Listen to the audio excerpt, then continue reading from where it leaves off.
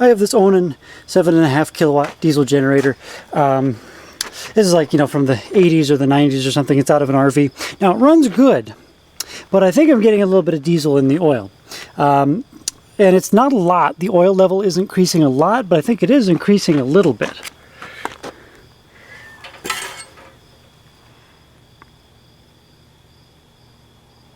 Yeah, not much.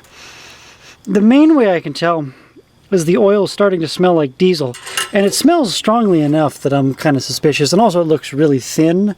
It tends to just flow off of that dipstick, even though of course it's a fairly thick oil. So I'm very suspicious. I think my injection pump is leaking. Nobody on earth will replace the seals in this injection pump for less than, you know, $800 or something. And I could buy an injection pump for, you know, several $100s. If that's what I need to do, then maybe that's what I'll end up doing. But surely I could figure this out myself, right? Can't be that hard. So this is where the pump came out of. Very pretty, actually. And what's interesting is you can almost see, and we're getting sidetracked here, but just the wear on these is interesting. You can see a line, kind of a line right there-ish, and there's a line over here you can't really see. It's almost like the roller isn't touching for that width, and then it is touching all over there. This is a metal shim gasket on here, and these two, they're not like regular lobes. I don't know if you can see it or not. But yeah, you can kind of see. It's not a regular lobe. It increases and then it falls off, and then it increases and it falls off. But anyway, I removed the intake manifold, so that was 2 longer bolts, 3 shorter bolts on the underside, hose clamp. This came out of here. I had to take off this one wire, flathead screwdriver, unscrewed this all the way, unscrewed this just enough that it would pivot. I had to unbolt this fucking glow plug. Took off the 3 lines. I think that was about it. Oh, and there's a line here. It was relatively simple. And the pump came out of the top. So I'm sure anybody who's operated a wrench before can figure out how to remove the injection pump. Our main concern is whether or not we're going to be able to replace the seals ourselves, or if we're screwed. So let's go take a look. We got the pump here. It is pretty attractive. Now, of course, it came out this orientation. You get the idea. And actually, I don't think I could see this plate when it was on the machine, and we'll get back to it if I can read that. Something about being made in Japan, some numbers. And this this 3-cylinder engine, the diesel engine, should be the same, well, it's not, but the same as a Kubota tractor. However, the injection pump on this Onan is different than the Kubota. So if this was a Kubota, you'd have 1, 2, 3 nuts. You take out the nut, and there'd be a little flap on each individual injector, and you could remove each injector one at a time. This, being an Onan, is they're all tied together. Now, what's interesting here that I see, and of course I'm not a diesel genius, but I see 2 adjustments and then nothing here. So I almost think that this one is a constant, you know, adjustment. Basically, this is your control, if you will, and then you're adjusting these other 2 injectors so that they produce the same volume as this first one, so that all 3 cylinders fire with about the same amount of power, so it doesn't shake like a mother. Over here, this would be what controls your injection volume. And actually, if you look on the back side of this too, and boy, we're getting dirt everywhere, aren't we? And you can see those little gear teeth there. And that's going to adjust some sort of shim in there to adjust how much slop there is, and dink, how much push there is. We have these 3 little roller lifters, and actually I was kind of disappointed with how thoroughly scored these rollers were. I don't know, I'm sure you can see it. Probably you can see it, it's fine. But anyway, yeah, they're a little kind of chewed up and spit out, so that's not fantastic. But it runs. It still runs. So we just need seals. And see, that smells pretty diesel-y. I think it's just pissing diesel out of here. Anyway, what we're going to do, now I have a special tool, and we'll come back to this. You might be able to get away without this tool. First thing I'm going to do is I'm going to take a flathead screwdriver, and I'm going to flatten this tab, that little lock tab, holding in our screws. And this is an impact driver. So of course you put it in there, it's just a regular Phillips head, and then you hammer on it. And then as you hammer on it, it also rotates. Now this is not required. What I would also recommend, you know, if you don't have this is just an example. I have a set of screwdrivers. They're very large like this, and you see right here there's a hex head. What I would recommend, again, if you don't have those, an impact driver. An impact driver is your best because we really don't want to strip this. And now this here, I mean, you understand how a hex head works, but what you would do with this is you would put this down, you know, on that screw. You want to take one hand, you want to push on this handle, and you want to push as hard as you fucking can, and then with your other hand, you can gently begin adding pressure until you crack the screw loose. Now the reason I recommend this with the hex head is because you have one hand, you can put the heel of your hand against that screwdriver and you need to push down. That's what this impact driver does, and that's what this allows you to do with reasonable effectiveness. If you don't push down hard enough and then you twist, what'll happen is it'll lift up, it'll cog over, boom, and it'll one single cog and the screw is going to get extremely fucked. 2 or 3 cogs and you'll never get it out. And of course this screw's hardened, so maybe that's a bit of a dramatization, but you do not want to strip this screw, or any screw really. So you really want to make sure that your downward force is as much as you can muster, then you rotate.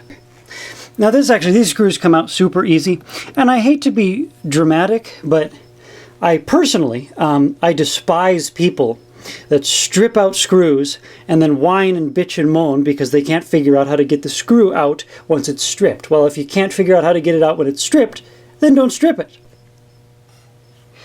Hey, that's not too bad. Just got the camera balanced on the machine vise, and the moment I hit this, the camera is going to shake and you will be able to see nothing. Are you ready? Well, actually, this one is less impressive. The other one was a lot more dramatic in how loose it was. Okay, but anyway, those should be out sufficiently that I can see. And of course I've never taken one of these apart before, so I have no idea what I'm doing. Oh, it has to go, okay, wait. Okay. Yes, it did have to do with the flat. You simply rotate the screw till the flat was aligned and it was no longer under this little cliff here, so the screw could come up. No real unscrewing took place, and I just got a dull knife, got under the screw, and then this popped out. So that means this, of course, there's a spring preload, so probably what I want to do on the upcoming ones is push this in, that'll lift out without any prying, and then release, just so I'm not grinding on things. Now, the fun part is we get to find out if there's a seal that I can even touch. Next, I've got a spring. This is a galvanization on that. It's very bright, probably because it's been under diesel. Hasn't really had any chance for the galvanization to oxidize. Then there is this, there's a thing. There's another thing that rotates in it. This rotates freely, and you see there's a number. That number probably correlates to the steepness of that ramp. Now, no further progress has been made. So I'm going to take this to the other side and take off the nut. Maybe I did not need to remove this injection pump at all. Maybe I just needed to take out that top side, and this whole thing has been a monumental waste of my time. We shall see.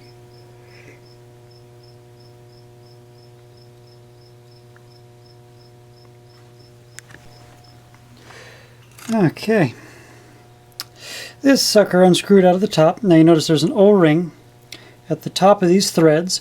Note taken, because that also leaks.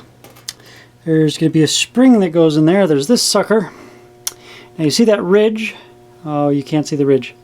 There you go. It's on the left, kind of by the red straw. That ridge goes facing pump side down, and then the other side without the ridge goes up into this little bastard. And of course the spring, I can show you, just, it's a spring. Ta-da! Okay, now, next. This little sucker right here. This thing, I should probably take it out of there, shouldn't I? Now this thing has to go this side up, because that right there is what holds the spring. This goes in top of that little cylinder that I showed you with the ridge down. Anyway, this goes up, this holds the spring, and then this here goes in the hole of that little round bastard. That little round bastard. Okay, you know what I mean. You'll figure it out. But anyway, okay. I have found the answer. This is the only seal in the pump. This rubber O-ring, you know, right at the base of this. There are no seals inside this pump. Okay, what stops the diesel from drizzling into the oil is this. There's a fitted hole that this goes in, and it's a metal on metal seal. There's no rubber, there's no gasket, there's nothing. So if your pump is leaking, ignore it, and maybe you could replace these to stop it from leaking on top. But yeah, zoinks. So I'm not super thrilled, because that means this is always going to piss a little bit of diesel, but we live in a society, so yeah, it runs. I guess I'll put it back together and shut up, is what I'll do. So the moral of the story is, do not, if this is a Kubota, now the Kubota has some seals at the bottom, right? You take out each of these injectors, 1, 2, 3, and there should be 1, 2 O-rings at the bottom of each injector, I believe. Don't quote me on that, but if you have an Onan, don't take it apart. It's not, other than this, there's nothing for you in here. Sorry. Now, upon reassembly, of course I'm rinsing everything off. This isn't a pressurized can, it's just gravity. But anyway, I'm rinsing it off so it's super clean and also well lubricated when it goes back together. No dust, no dirt, obviously. This was a concern for me, this one. Now, I wanted to make sure, because you see this is kind of a square. I wanted to make sure I didn't get this 180 out. Because if I did, you see that taper there. If I got this in the wrong spot, it would mess up the whole adjustment on this one. But, however, you notice, anyway, flat on the opposite side, flat, okay? Then if we look, you can see this one is flat, right? You see it? Focus, focus, focus. And then this one is round. And then you notice this is a rectangle, not a square. Anyway, long story short, this will only go in one orientation. So you don't have to worry about getting this out, or incorrect, I should say. Now, make sure you always run some sort of lubrication in your fuel. You know, pour transmission fluid, oil, whatever. Add something to your diesel because of the reduced sulfur. It has reduced lubrication abilities, and that is critically important, especially here where there are no seals, and this is the sealing surface, the metal on metal. You will want to prevent as much wear as possible. Once this pump wears out, you're done, you know. So, obviously I've come this far, I have to make a mistake. This piece came out, and that is what rotates that other shaft, and of course this, the rotation of this is what determines the injection volume. So of course I got to get it put back together correctly, otherwise it'll be, you know, one cylinder will fire with twice as much power as another. So you see there, that one tooth is unshielded, and if you notice, if we rotate this around, there are spots where there are no teeth. So of course this can't rotate all the way, and of course again the alignment. So we have that marked tooth. Then if we look in here, you probably won't be able to see, but on this shaft there are a bunch of teeth, and then one of them is cut deeper than all the rest. And it's a little hard to see because you see this. The shaft is a larger diameter, then the shaft shrinks down to a smaller diameter, and it's actually on that smaller, darker diameter where it's hard to see is actually where that little pin is located. So hopefully we can do this. I just dropped it in there, just gravity, and bam, first try.